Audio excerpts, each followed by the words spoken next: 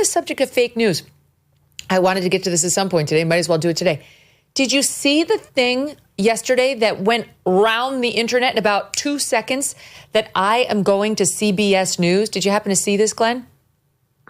Megyn, the reason, if you want to set it up, go ahead. But I have a very specific comment to make about this because it really amazed me since I was on your show 2 weeks ago and we talked about exactly this. Go ahead and set that up if you want. So you did see it. I did see it. Absolutely. I get off the air yesterday and I see. Oh, my team sent it to me saying this is on Mediaite, which is a website that covers media right now. And it was like, headline is Megyn Kelly seen at CBS News, that I might be going to CBS News. And it's got my old pal Bernie Goldberg, who I love and who is great and worked at CBS, but with bad info, talking to another guy named John Daly, who I also know a little. And they're breaking the news that, newsflash, I was seen at CBS for a, quote, screen test, and that I'm going to CBS News as part of like their attempt to become more fair and balanced over there now that they're under new ownership.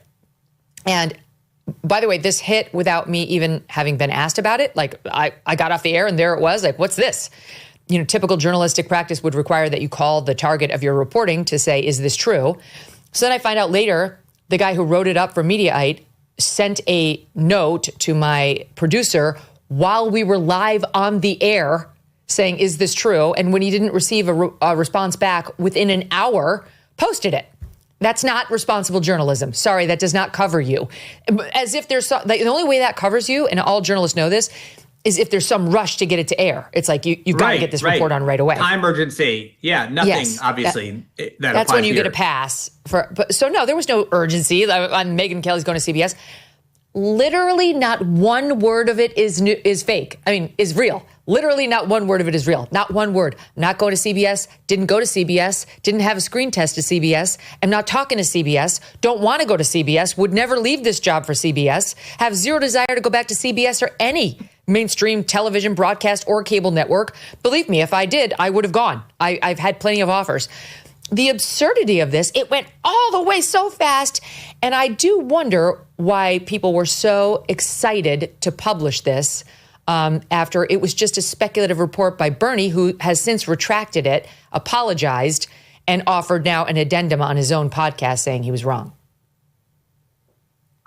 And it was also like, it was so detailed too. It was like that you had gone and done a screen test as though like CBS would need you to like, let's see what Megyn Kelly looks like in front of a camera. Nobody knows. Like, let's try and test how she might seem. But the thing personally that made me so amazed by it was that I was on your show, I don't know, 2-3 weeks ago. And one of the topics we discussed was Barry Weiss and the reports that she might go to CBS News or seems on her way to CBS News to assume some kind of editorial position. And you asked me about it and I had my own views relating to the Ellison family and why they were buying up these properties. But your view on it, which you and I ended up discussing and agreeing on, was like, why would you be an independent media, which is the place where everything is growing, everything is vibrant, it's the future of media, you're your own boss, you can do everything you want, you operate without constraints. Why would you give that up, especially if you have a large audience, you're having a successful independent media outfit, and go and submit to all the suffocating constraints that comes from working within a gigantic media conglomerate, only one unit of which is the media. And you were basically saying that as a friend of Barry's, you don't understand why she's doing it. You personally would never do it. So the fact that I just listened to you 3 weeks ago in a very passionate way say, you think it's crazy to give up a successful career in independent media where all the impact is, where all the growth is, to go and work for a dying corporate news outlet, to then open my computer and see Megyn Kelly is doing a screen test at CBS News because she wants to go there. I just instantly knew it was false because you just told me 3 weeks ago how crazy you thought it was. Why would I say that? Really quickly. Right. But you said it because I know that's what you think. I know that's what you think because that's how I feel too. I would in a zillion years never return to anything like corporate media, especially given that it's so obviously dying. Yes. But, I just want to quickly say, like, a lot of people distrust the media for good reasons. A lot of people understand that the media often spreads false claims. But I remember, like, the first time I was really at the center of a major international media story was when I did the Snowden reporting. And that's when, it's one thing to like read in the newspaper things that you think are false, but so often I would read things in, the most established, prestigious journals about things I did, things I said, things that happened in the middle that I was involved in.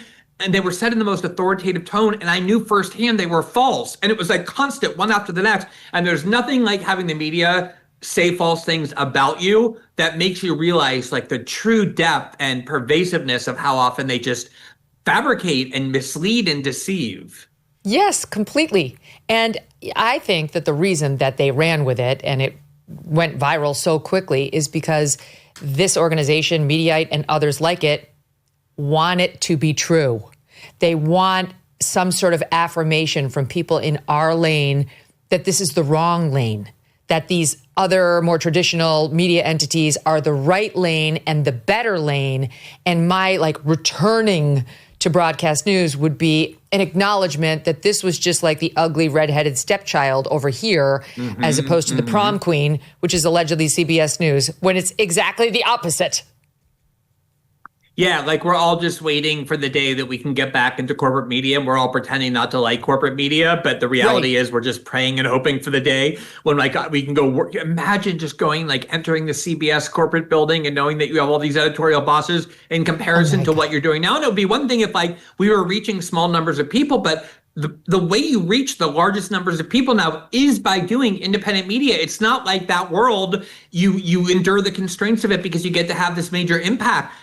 Again, ask anybody under 50 years old when the last time is that they watch CBS News, and they'll barely know what you're talking about. For my kids, TV doesn't even exist. My kids don't even know what TV is. I said this in a quote. The Daily Mail called me, and I was like, who has more influence, Anderson Cooper or Joe Rogan? I mean, that's really all you have to ask yourself. And you don't have to go as big as Joe Rogan. He's the biggest of them all. Truly, let's keep it apples to apples. Who has more influence and relevance? Erin Burnett or yours truly? I mean, it's don't be ridiculous, right? I'm sorry, with all due respect to her, it's not. And so it's just these sort of dinosaurs who are in that industry and cover that industry who still think that, it's the sun and we all revolve around it, and think that we're in just this lane that's just sort of odd or fringy. And that's great because those people are still going to be left behind while we're, far ahead, actually making news and changing lives, like changing the whole presidential cycle. In any event, it's very fun to think about. And I'm here to tell you, there is zero chance I'm going to CBS News. And even Abby was like, did you go to a building near CBS? Why are they writing that? I'm like, I literally just went to SiriusXM. That's totally understandable. Anybody who saw me going into there would know why I was going in there. But you know how these things are. What is it? The lie makes its way around the world before the truth even gets its pants on. Did you know gold is up around 40% this year? That's not speculation. That is reality. And if a portion of your savings is not diversified into gold, you're missing the boat. Here are the facts. Inflation, still too high. The U.S. dollar, still too weak. And the government debt is still growing. This is why central banks are flocking to gold. They're the ones driving prices up to record highs. But it's not too late to buy gold from Birch Gold Group and get in the door right now. Birch Gold will help you convert an existing IRA or 401k into a tax-sheltered IRA in gold. You don't pay a dime out of pocket. Just text MK to 989898 and claim your free info kit. There's no obligation. There's just useful information. The best indicator of the future is the past, and in this case, the present. Gold has historically been a safe haven, and it's doing gangbusters right now. So text MK to 989898 right now to claim your free info kit on gold. Text MK to 989898. Protect your future today with Birch Gold. Thanks so much for watching. If you like what you just saw, hit the subscribe button for more clips and full episodes.